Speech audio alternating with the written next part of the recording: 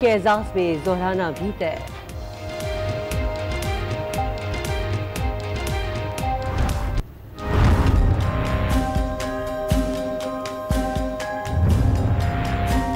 क्या जिद है? सदर जरदारी आज भी अदालत के कठघरे में खड़े हैं। इस सिलसिले को अब खत्म होना चाहिए। आसिफ जरदारी को अदालतों के चक्कर लगवाना बंद किया जाए। बिलावल भुट्टो के सब्र का पैमाना छलक पड़ा। वालिद के खिलाफ करप्शन के मुकदमात पर फट पड़े। हुकूमत पर जमकर तनकीद। गैर एलानिया सेंसरशिप नाकाबिल कबूल करार दे दी।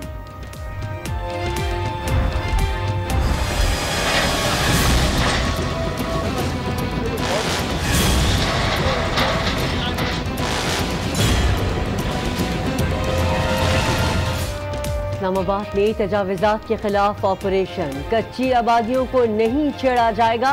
वज़ीर-ए-आज़म इमरान खान ने ऐलान कर दिया। कच्ची आबादियों को सहूलियात की फरहमी का वादा। मुतासरीन को 90 दिन में खुशखबरी की नवीद भी सुनाई।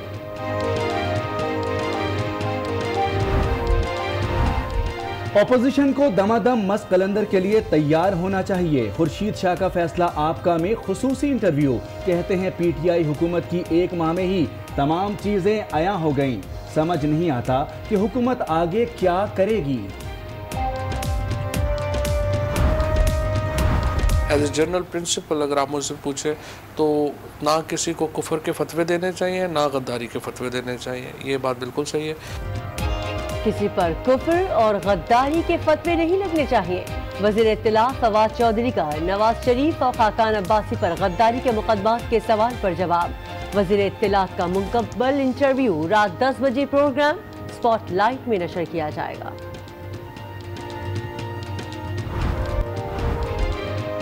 तीन तलाक पर एक साथ देने पर सजा होनी चाहिए। इस्लामी नजरियाती कौंसिल की तजवीज़, लेकिन सजा होगी क्या, इस पर इत्तेफाक ना हो सका। उलमा से रुजू करने का फैसला।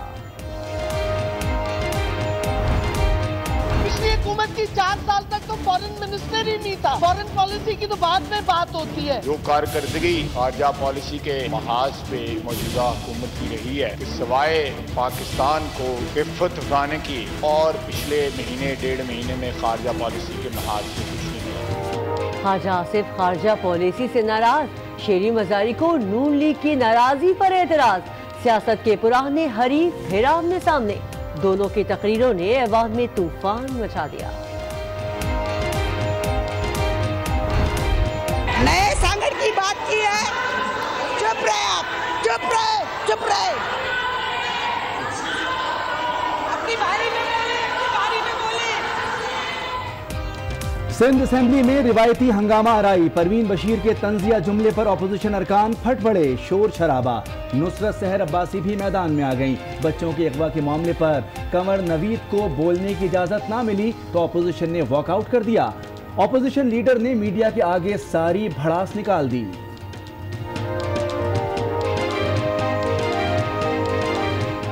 जो किडनैपिंग की सिचुएशन है, कल भी 3 बच्चों की खबरें चल रही थी। एक बाजियाब हुआ, एक जो 15 दिन पहले किडनैप हुआ था उसकी लाश मिली। 2 बच्चों की अभी भी खबर नहीं। ईडन स्कैंडल में बड़ी पेशरफ्त। साबिक चीफ जस्टिस इफ्तिखार चौधरी के दामाद मुर्तजा को दुबई से गिरफ्तार कर लिया गया। FIA टीम के हवाले वजीर इत्तला फवाद चौधरी ने तस्दीक कर दी। आज अल्हम्दुलिल्लाह एक बड़ी कामयाबी हुई है। दुबई में मुर्तजा जो दामाद है साबिक चीफ जस्टिस इफ्तिखार चौधरी के, उनको अब से कुछ देर कबल गिरफ्तार कर लिया गया है।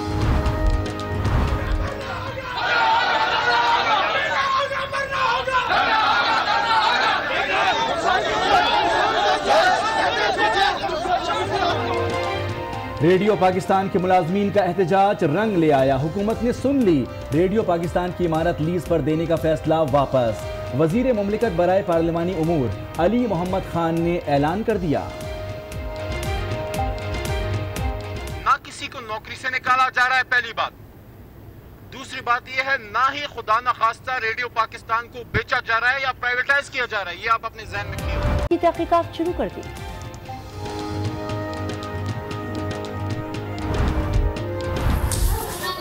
आज आया था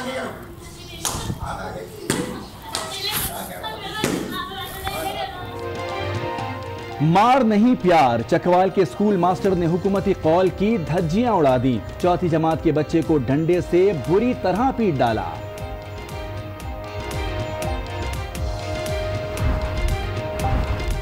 बिजली 1 रुपए 16 पैसे फी यूनिट महंगी, नेपरा ने जोर का झटका दे दिया। आवाम की जेब पर 16 अरब का बोझ पड़ेगा।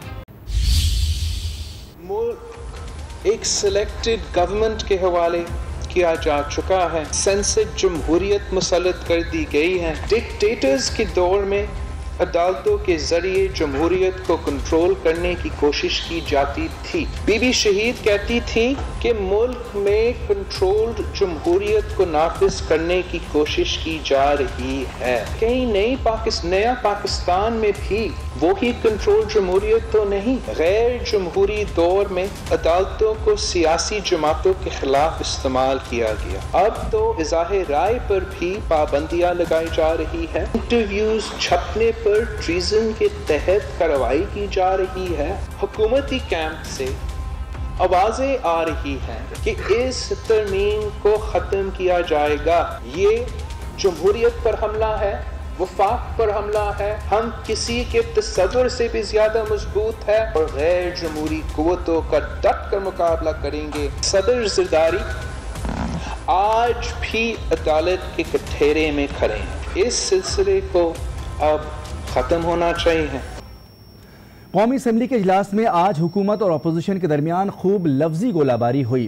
ख्वाजा आसिफ ने कहा कि 1 माह में जो कारकर्दगी खारजा पॉलिसी के महाज पर रही, इसमें पाकिस्तान को खिफत उठाना पड़ी है। जवाब में शीरी मज़ारी ने कहा कि 5 साल बाद इन्हें खारजा पॉलिसी याद आ गई। काम करें और करने दें।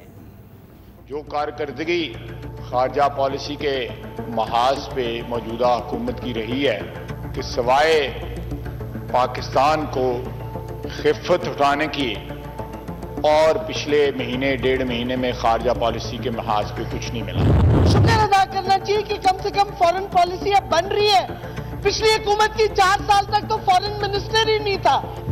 इतनी अपस्टार्टिश और एमेच्योरिश जो अप्रोच रही है, पाकिस्तान के वकार को दचका पहुंचा है।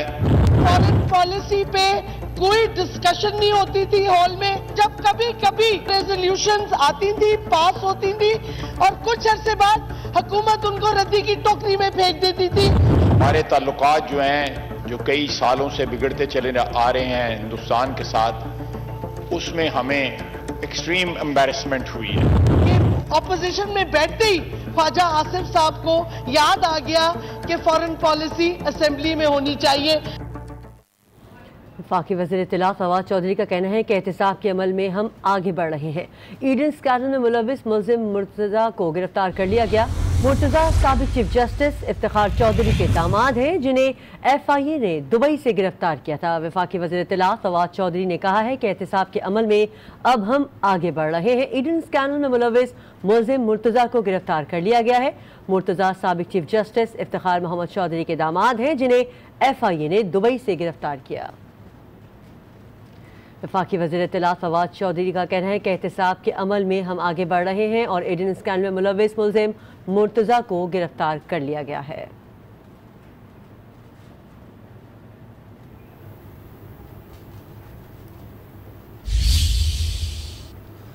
एहतसाब अदालत ने मज़ारबा स्कैंडल रेफरेंस का फैसला सुना दिया। मरकजी मुल्जिम एहसानुल हक को 10 साल कैद और 9 अरब जुर्माने की सज़ा सुना दी गई।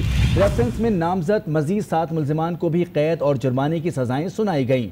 अदालत ने हुक्म दिया कि जुर्माने की अदम अदायगी पर मुल्जिमान की जायदादें जब्त कर ली जाएं। मज़ारबा स्कैंडल में मुल्जिमान पर 8 अरब 23 करोड़ रुपए के फ्रॉड का इल्ज़ाम था।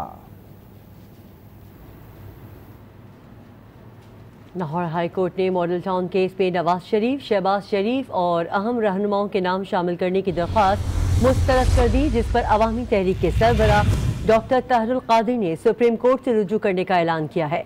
जस्टिस कासिम अली खान की सरबराही में 3 रुकनी फुल बेंच ने 2-1 के तनासुब से अवामी तहरीक की दरख्वास्त मुस्तरद की, जबकि बेंच सरबराह जस्टिस कासिम अली खान ने साथी जजेस के फैसले से इख्तिलाफ करते हुए इख्तिलाफी नोट तहरीर किया।